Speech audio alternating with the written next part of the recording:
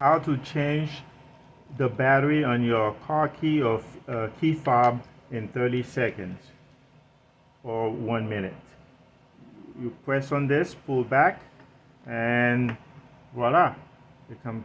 And so inside here there is a little slot. You put the key and then you turned it, you see, and it will pop. If that's the first time you do it, it will take a little bit longer.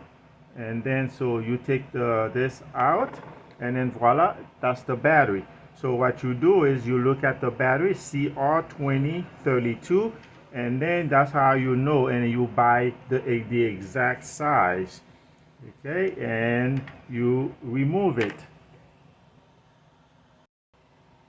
You take it out, and then you put the new one. Okay, put the new one. Voila.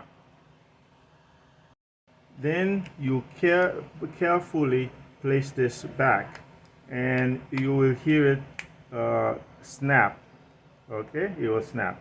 And then here's the key, and you put the key back in its slot, and you pull back on this tab, you make it down, and then now voila, it's latched.